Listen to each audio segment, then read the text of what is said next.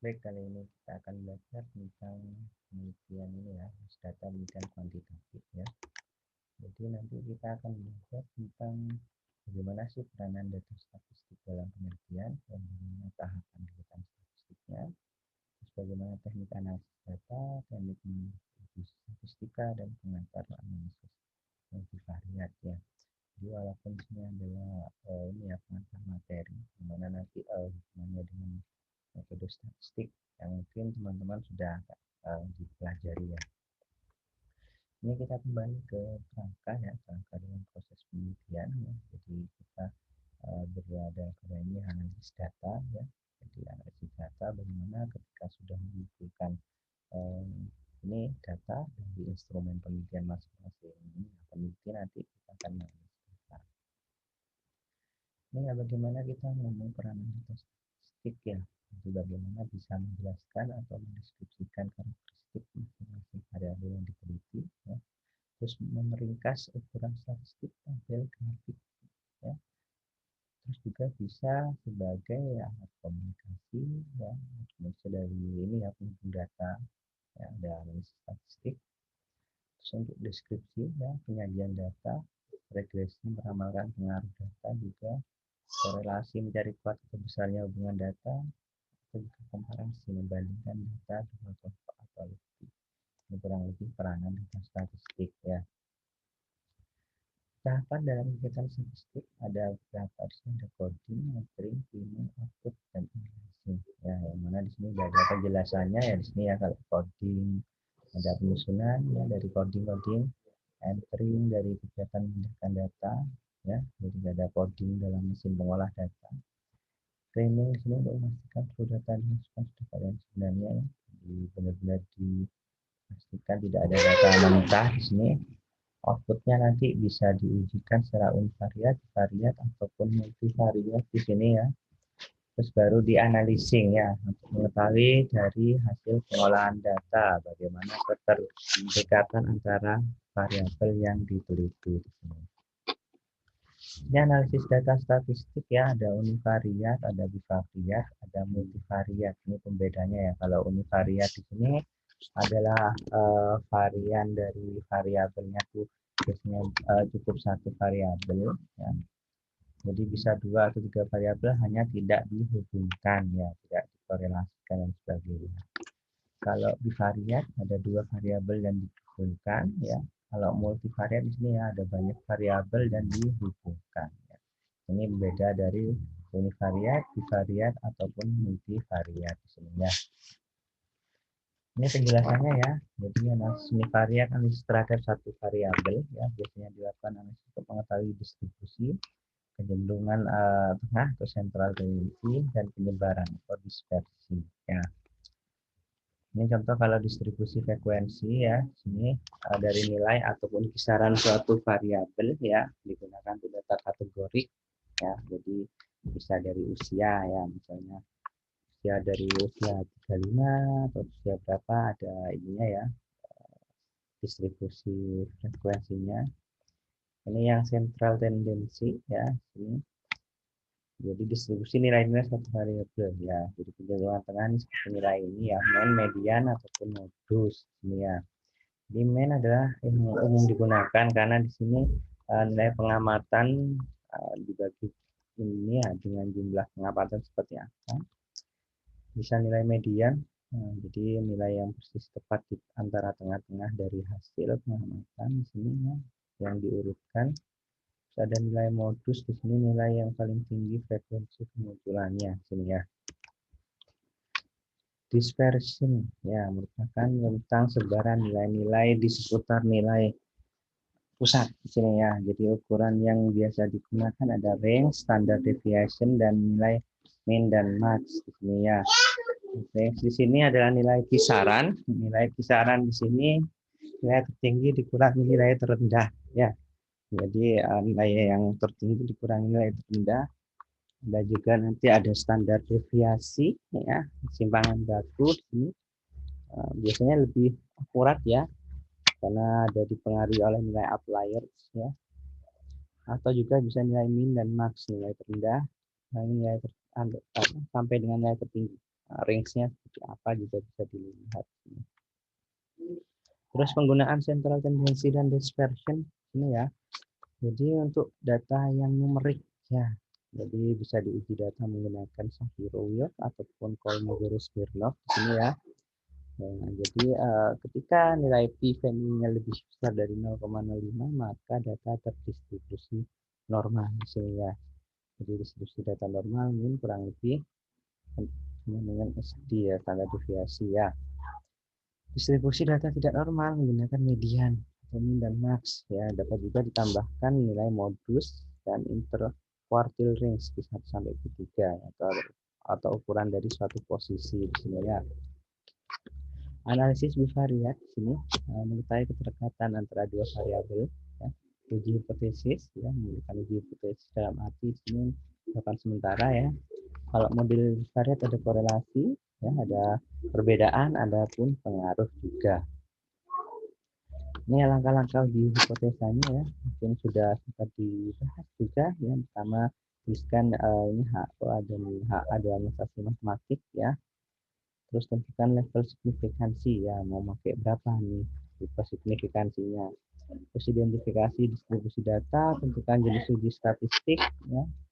Terus lakukan penghitungan uji statistik terkait point p-value-nya seperti apa, disimpulkan, terus diinterpretasikan. Ini data ini ya untuk uji hipotesis ya terkait ini ada HO dan HA ya. Nol hipotesis atau alternatif hipotesis ya. Bisa lebih besar kurang dari atau kurang dari sama dengan apa ya. Jadi jika saya ini ya jika H0 bisa diterima ketika ini ya apa istilahnya ketika apa yang dihipotesiskan itu tidak sesuai ya. Terus ada juga ketika HA tidak sesuai berarti bisa dikatakan ujinya itu atau hasilnya itu bisa diterima hipotesisnya. Tergantung mau menggunakan yang mana bisa saja nanti ya. Nah, jadi di sini juga dijelaskan ya untuk definisi p-value-nya. Ya, jadi ketika p-value kurang dari skor alfa, jadi bisa dikatakan itu HO ya, H0-nya itu ditolak ya. Jika p-value lebih besar dari A, ya, jadi gagal untuk menolak H0-nya ya. Jadi dalam arti diterima H0-nya ya. Jadi untuk menginterpretasi dari ini ya, jadi H0 jadi bisa diterima atau di ini berarti harus ada bukti diterima atau ditolaknya. Jadi itu harus paham ya. Sama juga dengan HA ya, hipotesis alternatifnya di sini ya. Jadi ada support data ataupun ada support dari penelitian ya yang mengatakan bisa diterima atau tidak ya. Ini untuk penentuan uji statistik ya, ada skala pengukuran kategori atau numerik ya, jenis hipotesis ada komparatif atau korelatif, masalah skala pengukuran dan numerik ataupun kategori ya. Ini yang ada dalam definisi operasional ya. Untuk pasangan bisa dikatakan berpasangan atau tidak berpasangan, jumlah kelompok 2 atau lebih dari 2 kelompok. Terus juga ditentukan uji parametriknya dan non parametriknya. Ini penentuan dari uji statistik ya. Ini skala pengukuran ya sama yang harus nampak dalam definisi operasional ya. Kalau kategorik ada nominal ordinal, numerik ada interval dan rasio di sini. Ini masalah-masalah dalam skala pengukuran ya. Nah, jadi istilahnya jenis hipotesisnya komparatif ya. Jadi dari kategori ada kategori numerik, ada numerik ya. Hipotesis korelatif juga ada kategori numerik, ada juga numerik nanti sini ya. Terus pasangan dan jumlah kelompok ada 2 kelompok tidak berpasangan, 2 kelompok berpasangan, lebih dari 2 kelompok tidak berpasangan atau lebih dari 2 kelompok berpasangan. Sini ya, jadi kelompok berpasangan karena desain crossover ya. Jadi subjek peneliti dapat intervensi, misalnya contoh intervensi dari obat ya, di sini setelah menyelesaikan obat dari subjek penelitian akan menggunakan obat B. Jadi ada nih ya desain crossover berlanjutan di sini. Nanti uji parametrik. dan atau non parametrik sini ya. Jadi saat uji parametriknya ada skala ukur, ada distribusi dan ada variansinya juga ya. Jika tidak memenuhi syarat, nah, jadi dikatakan uji non parametrik nanti kalau misalnya uji parametriknya tidak memenuhi syaratnya. Ini cara untuk menentukan uji parametrik ya, syarat parametriknya sini ya. Kita harus pahami terkait pemetaan ya, perbedaan atau hubungan dulu ya.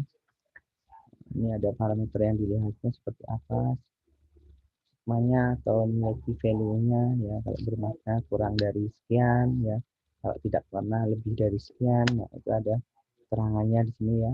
Atau untuk mengetahui distribusi data sama segmen atau nilai value-nya nanti ya, bisa dilihat dari tabel di sini ya untuk parametrik ya. Ini uji hipotesis.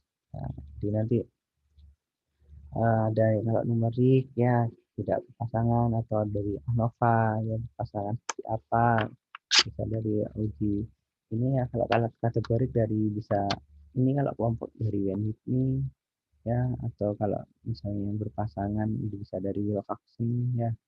Jadi bergantung dari sebaran datanya juga, nanti bisa dilihat normal atau tidak normal juga bisa mempengaruhi nanti. Ini contoh terkait penelitian komparatif ya.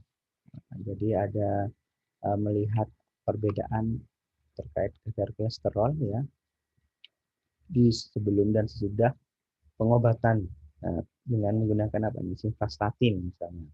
Untuk hipotesisnya ada perbedaan yang bermakna ya antara kadar kolesterol dengan pengukuran di sini ya. Di step-stepnya seperti apa ya. Jadi yang penting adalah menentukan skala variabelnya ya. Terus habis itu menentukan hipotesisnya sudah ya, parameternya tuh ya, menentukan masalah juga, mengukur, baru menentukan pasangan atau tidak berpasangan.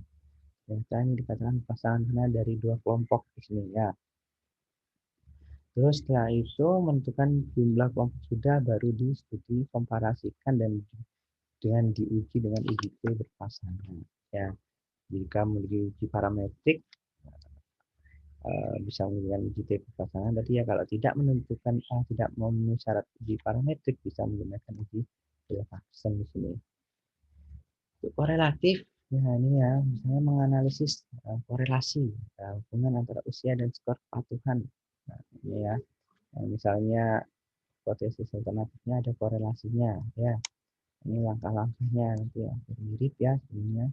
Menentukan skala, menentukan hipotesa, menentukan masalah skala bersama variabel, baru disimpulkan ya, bukan uji Pearson atau uji Spearman ya. Ini lihat ya sesuai dengan uji parametrik atau diuji non parametrik di sini ya. Untuk yang terakhir di sini terkait analisis multivariat ya. Jadi karena ini ya tidak semua gejala itu hanya didasarkan pada hubungan dua variabel, misalnya lebih dari satu. Contoh IP tidak hanya ditentukan oleh nama belajar, tapi juga ditentukan oleh IQ, EQ dan lain sebagainya, sehingga tidak bisa dikorelasikan hanya dengan satu item ya, sehingga diperlukan multivariat ya untuk mengaitkan banyak variabel yang secara logis bisa dikaitkan sini ya. Kalau jenis analisis multivariat ini ada regresi logistik ya, bila variabel terikatnya berupa variabel kategorik, atau regresi linear bila variabelnya terikatnya merupakan variabel numerik ya. Jadi logistik kategori, linear numerik ya. Dari analisis multivariat dapat mengetahui variabel independen mana yang paling besar pengaruhnya terhadap variabel dependen. Terus yang kedua, apakah variabel independen berhubungan dengan variabel dependen atau dipengaruhi variabel lain ya. Terus bentuk hubungan beberapa variabel independen dengan variabel dependen, apakah berhubungan langsung atau ada pengaruh tidak langsung juga ya. Ini terkait analisis. Terus langkah-langkah analisis multivariat, yang pertama menyeleksi variabel yang akan dimasukkan dalam analisis multivariat ya. Di variabel dimasukkan dalam analisis multivariat adalah variabel yang pada analisis bivariatnya mempunyai nilai p-value-nya kurang dari 0,25 ini ya. Terus melakukan analisis multivariat dengan metode enter, forward, ataupun backpack di sini ya. Terus perbandingan metode enter, forward, dan backpack di sini ya. Ini variabel yang dimasukkan misalnya dalam analisis langkah pertama ya, misalnya A. variabel A, nya A, B, C, D, E, ya, di enter manual, ya. B, misalnya AB, reportnya A, B, C, D, ya. Yang ketiga A, B, C, D, reportnya A, B, C, D dikorelasikan. Ya, seperti gambar tadi ya, variabel 1 dihubungkan dengan 2, 3, 4, misalnya. Jadi variabel 1 dengan 2, variabel 1 dengan 3, variabel 1 dengan 4. Itu juga nanti dibalik, ya. Jadi diujikan satu persatu variabel nanti, ya. Terus dilakukan interpretasi hasil, ya. Jadi variabel terikat diketahui dari nilai di masing-masing variabel. Urutan kekuatan juga dilihat dari hubungan variabel, ya, yang paling berpengaruh terhadap variabel terikat, ya. Bisa di regresi logistik atau regresi linear nanti. Bisa digunakan model atau rumusan. Ini ya model atau rumusnya, ya. Jadi kalau regresi logistik, ya, rumus umumnya adalah P sama dengan 1 per, ya, 1 plus E dipangkatkan, ya. Dia adalah nilai konstansa nanti. Untuk regresi linear yaitu Y konstansa plus, ya, ini ya sama dengan seperti yang di bawah. Untuk nilai Y-nya nanti kalau misalnya menggunakan alat bantu uji statistik akan lebih mudah, tinggal memasukkan nanti. Ini menilai kualitas rumus yang diperoleh, ya, entah menggunakan logistik ataupun linear, ya. Jadi bergantung nanti, ya, lebih enaknya mana, lebih pasnya datanya tuh mana, ya. Jadi ini nanti bisa dilakukan terkait uji statistik nanti, ya. Bisa dibuka kembali terkait mekanisme uji statistik, ya. Terus menilai syaratnya seperti apa, ya. Kalau regresi linear terhadap asumsi linearitas, normalitas, independensi, homogenitas, dan multikolinearity. Nah, itu syarat-syaratnya, ya. Untuk asumsi, nah, asumsinya seperti apa? Ada asumsi independensi, ya. Di sini suatu keadaan di mana masing-masing nilai Y bebas satu sama lain. Dengan melihat uji Durbin Watson, ya, dicek apa itu uji Durbin Watson, ya, nanti, ya. Bila nilai Durbinnya minus 2 sampai dengan plus 2, asumsi independensinya terpenuhi nanti. Ada juga asumsi linearitas, ya. Nilai min dari variabel Y untuk suatu kombinasi X, ya, 1, 2, dan seterusnya nanti terletak pada garis linear yang dibentuk dari persamaan regresi atau sering dikatakan di sini uji ANOVA nanti, ya. Jika p-value-nya kurang dari alpha, maka model berbentuk linear nanti. Nah, ada asumsi homogeneity, ya, varian nilai Y sama untuk semua nilai varian X, ya, bila titik sebaran, ya, merata sekitar titik 0, maka varian homogen di setiap nilai X, ya. Diartikan di sini asumsi terpenuhi. Ada juga asumsi normalitas, ya, jika variabel Y mempunyai distribusi normal untuk setiap pengamatan variabel X. Ya, jadi dikatakan nilai dari normal Q, keypot dalam arti sama-sama distribusinya normal nanti, ya. Terus asumsi multikolinearity, ya, dalam regresi linear tidak boleh terjadi sesama variabel independen berkorelasi secara kuat atau multikolinearity, ya, diketahui dari VIF-nya, variance inflation factor, ya. Bila VIF-nya lebih besar dari 10, maka bisa diindikasikan jadi collinearity. Nah, ini ketika kalian menggunakan multivariat untuk estimasi saja, ya. Jadi untuk saran, ya, kalau misalnya tidak perlu sampai multivariat, cukup bivariat saja terkait penelitian teman-teman. Kalaupun terpaksa, monggo, tapi harus benar dipastikan nanti menggunakan uji apa untuk analisis datanya. Oke, itu saja yang bisa saya sampaikan, ya. Semoga ilmunya bermanfaat, ya. Mungkin saya akhiri dulu terkait ini, ya, materi ini, ya. Sampai jumpa di materi-materi yang selanjutnya. Terima kasih.